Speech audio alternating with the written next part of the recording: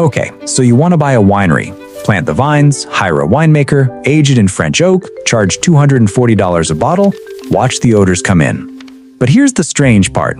The average American winery sells the majority of its wine at a loss when you account for the full cost of growing, producing, marketing, and distributing every bottle it makes.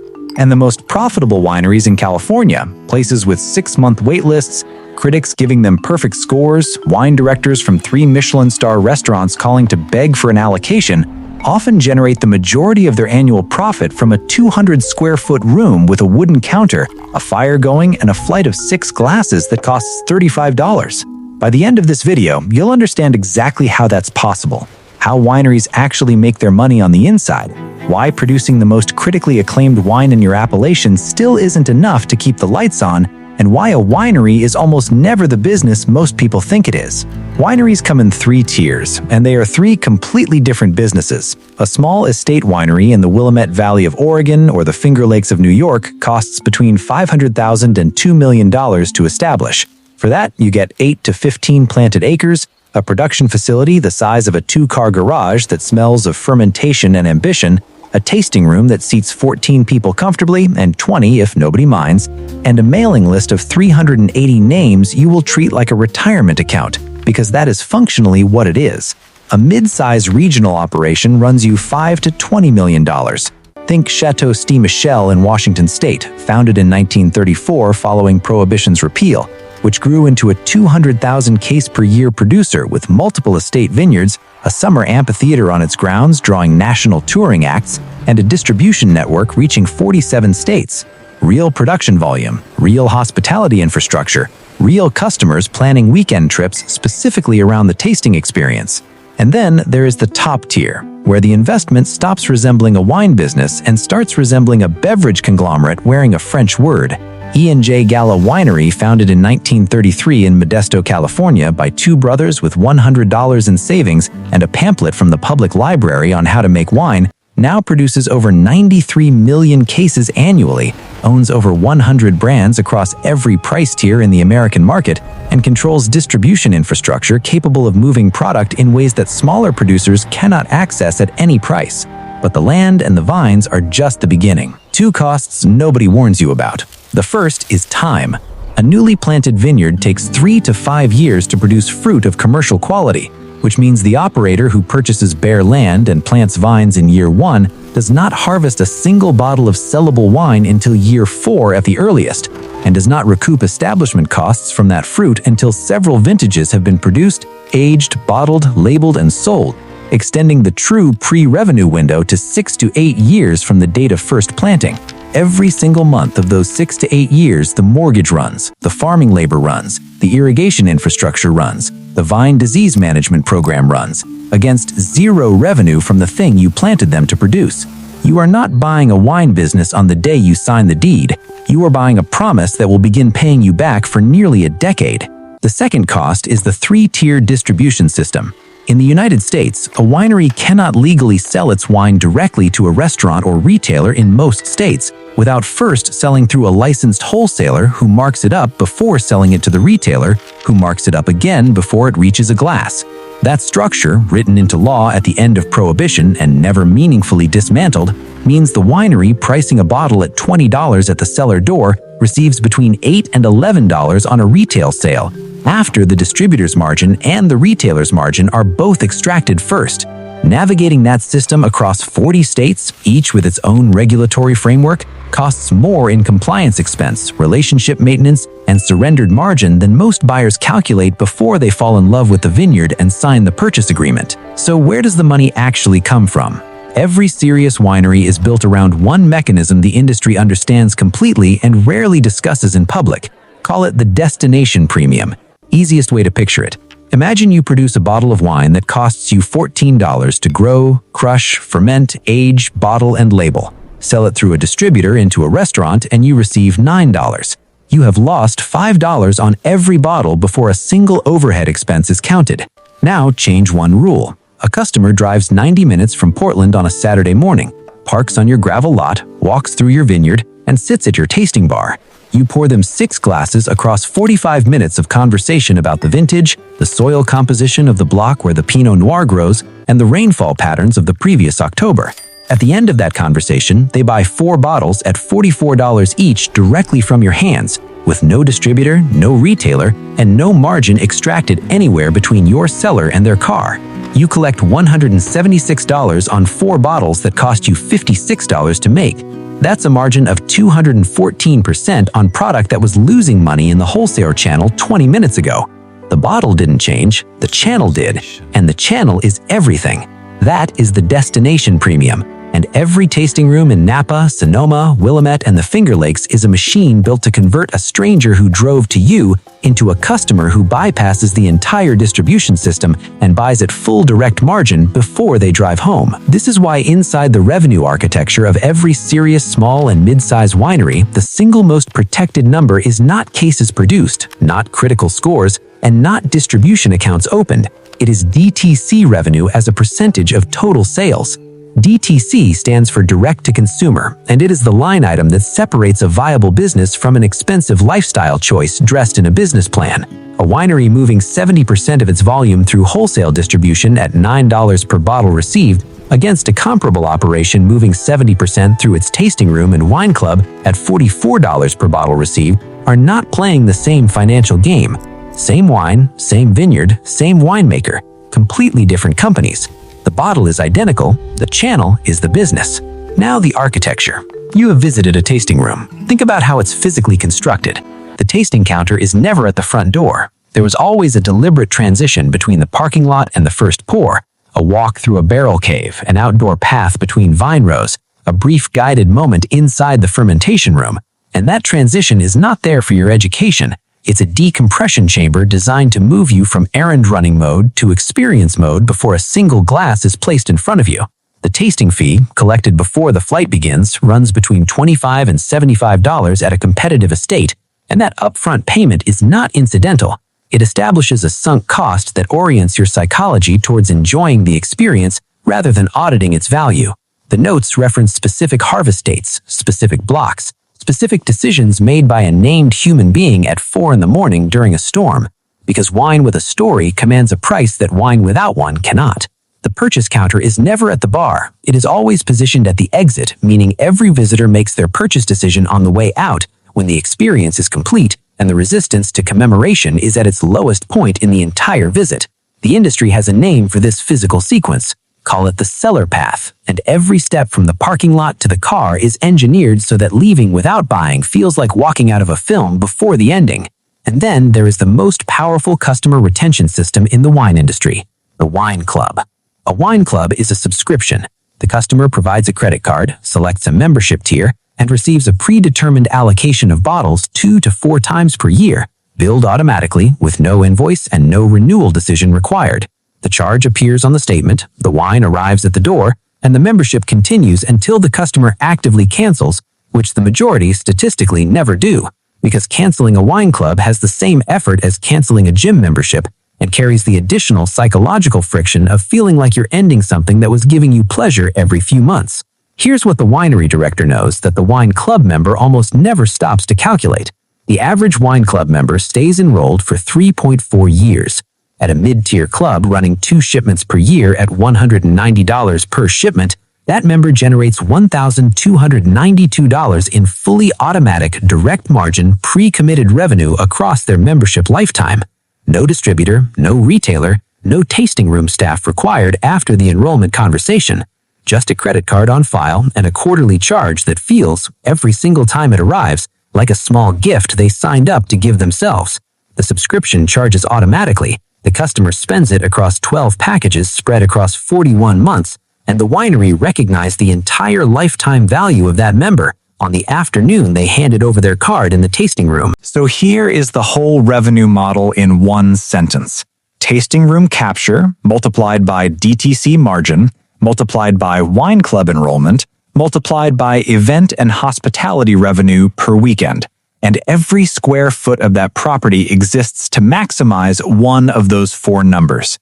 So with all of this, a destination that eliminates the distributor, a tasting room engineered to convert visitors at 200% margin, A wine club that charges automatically and cancels rarely. Why do wineries fail at the rate they do? And they do fail. Romantically. Expensively. Often at hands of people who loved wine so genuinely that they mistook passion for a product for competency in a business. Two mistakes show up across nearly every winery failure in modern history, and almost every quiet closure traces back to one of them. Mistake 1. Building the winery before building the audience. In 2009, a Silicon Valley entrepreneur purchased 47 acres in Paso Robles, California for $3.2 million and immediately broke ground on a 40,000 square foot production facility with a gravity flow crush pad, a custom barrel cave aging program, and an architectural tasting room designed specifically to appear in Shelter publications. Total construction cost? $11 million. He hired a celebrated winemaker who produced critically acclaimed Rhone varietal wines, receiving 93-point scores in the debut vintage. The wine was genuinely excellent. The wine club enrolled 240 members in year one, generating approximately $91,200 in annual subscription revenue against a debt service requirement of $870,000 per year. The tasting room drew weekend visitors but sat empty 4 days a week. His wholesale distributor placed product in 43 accounts across California. His actual DTC percentage of total sales? 22%. His break-even DTC percentage to service the construction debt? 63%. The facility closed in 2016. The property sold at auction for $4.1 million, less than the construction cost of the winery building alone. The wine was never the problem. The building was sized for an audience that hadn't been built yet. Building the facility before building the mailing list is the most common and most expensive mistake in the entire industry. Mistake 2. Buying the wrong appellation for the brand you intended to build. In 2014, a group of investors acquired a 112-acre ranch in a Central Valley farming region outside Fresno with ambitions to develop a destination winery targeting the luxury wine tourism market. Land acquisition cost? $1.9 million. The farming economics were sound, the soils were productive, the fruit quality was commercially serviceable, but the Central Valley carries no appellation prestige in the imagination of the American wine tourist. Nobody plans a romantic weekend getaway around a 90-minute drive to Fresno. The tasting room averaged 29 visitors per weekend against a break-even of 130. The wine club enrolled 62 members. By 2019, the operation had discontinued wine production entirely and converted the facility into a private event venue, contracting with a bulk processor for house label bottles sold to corporate gifting clients. The winery building survived. The original business did not.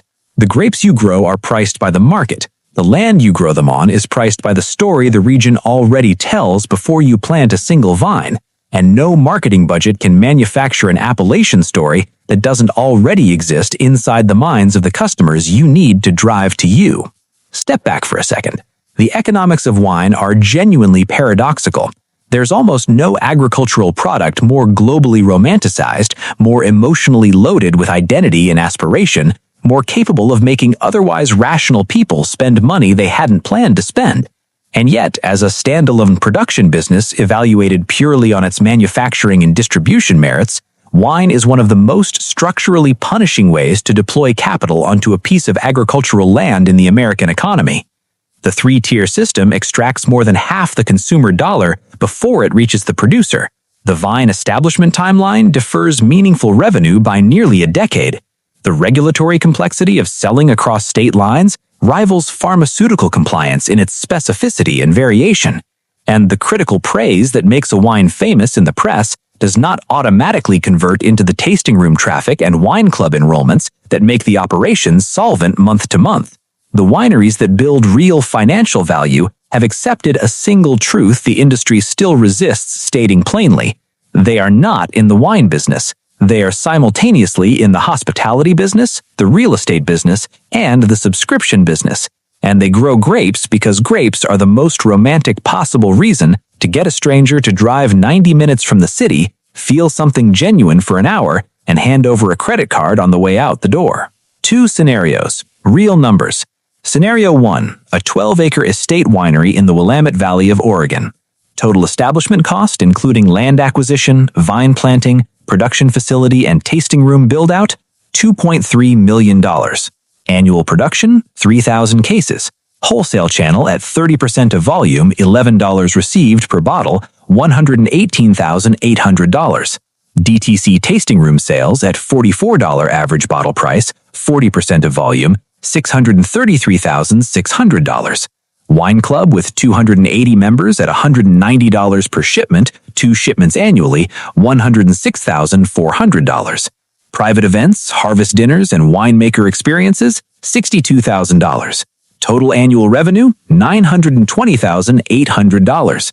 After farming costs, production labor, tasting room payroll, marketing, compliance fees, and debt service, net profit of approximately $77,000 in a strong vintage year with no catastrophic frost event. Payback on the capital base, approaching 30 years.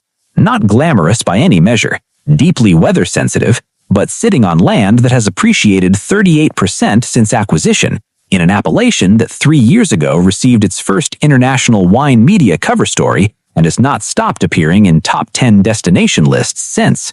Scenario 2. A mid-sized Napa Valley producer. 45 planted acres of estate fruit, acquired and fully established for $22 million. Annual production, 12,000 cases, 40% of which is reserve-tier fruit priced at $180 per bottle.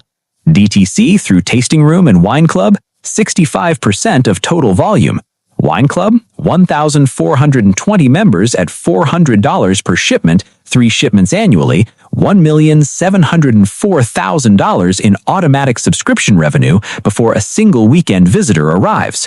Tasting Room, 300 visitors per weekend at $40 tasting fees, plus an average bottle purchase of $220 per visiting party. Tasting Room revenue approaching $4 million annually. Private events, cave dinners, and futures pre-sales, $900,000. Total annual revenue across all channels, $9.4 million. Net operating margin in a strong vintage year, between 17 and 21%, producing between $1.6 and $1.9 million in annual profit. None of that profit comes from the wholesale channel. All of it comes from the 45 acres, the cave, the tasting counter, and 1,420 credit cards on file that charge 3 times a year without a single reminder invoice. Robert Mondavi opened his on-pandemic winery on Highway 29 in Oakville, California in 1966 with borrowed money, a piece of land his family had farmed since 1943, and a conviction so complete in the potential of California wine that he flew to France to study at Bordeaux chateaus before returning home to rebuild everything he thought he understood about how American wine should be made and presented to the world. He built the first major Napa tasting room designed explicitly as a cultural destination rather than a production facility you tolerated on the way to a purchase. He launched wine and food symposia before farm to table was a phrase anyone had coined. He partnered with Baron Philippe de Rothschild of Chateau Mouton Rothschild to create Opus One, a single wine priced deliberately at the level of Bordeaux's first growths, to prove that California belonged at the highest table in the global wine conversation. By 1993, the Robert Mondavi Winery was generating over $150 million in annual revenue, not because the wine alone commanded those numbers, because Robert Mondavi understood before anyone in the American wine industry that the tasting room was not a retail outlet attached to the production facility. The tasting room was the entire point. The wine gave people a reason to come, the experience gave them a reason to spend, and the bottle they carried home in a paper bag on a Sunday afternoon was simply the invoice for the story they had decided, somewhere between the first pour and the last, was worth every dollar of the drive. The grape was never the product, the drive was, and every bottle you bought on the way out was simply the price of taking the story home with you.